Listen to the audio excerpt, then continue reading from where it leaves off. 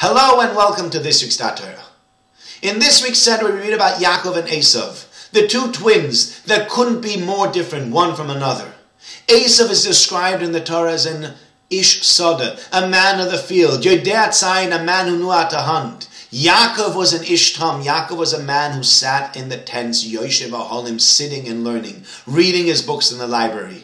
And one day Yaakov is cooking a stew. And Esav comes home from the field and he's hungry and he walks in and he says, Yaakov, I would like some of that red stew. And Yaakov says, depends. I'm willing to give it to you, but you need to sell me your firstborn right. And Esav says, what do you mean? Look at me. Look how starving I am. Look how hungry I am. I need this red stuff now. And he asks Yaakov to just pour it down his throat. And the Torah then tells us a very important comment. Al kain kara shemai Edom. Because of this transaction, he asked for this red stuff. He is therefore for eternity and posterity called Edom, the red one.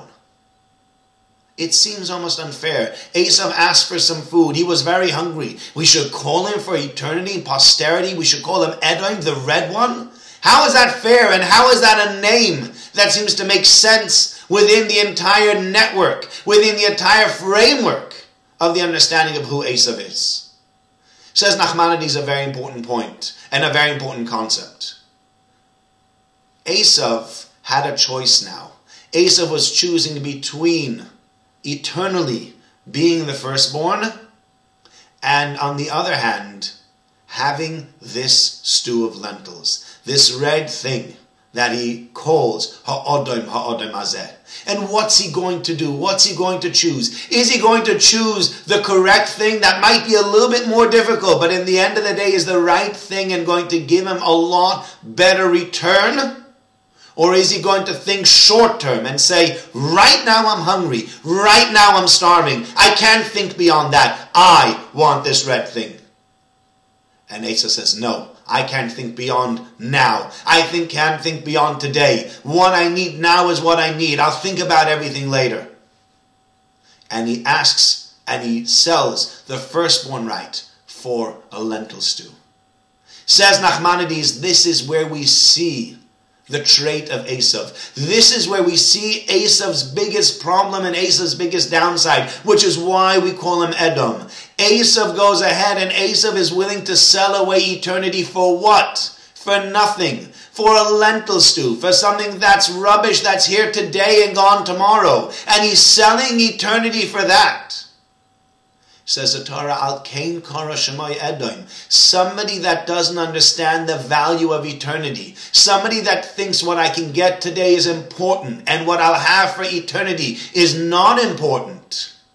That's a person that has himself mixed up. That's a person that doesn't understand what's right and what's wrong, what's important and what's unimportant. And so the Torah says, Al kain kara shemai Edom. We will call him Edom. He deserves to be called the red one because he looked at the red, he looked at the color, and he looked at the fact that it looked enticing and said to himself, eternity doesn't matter. The moment.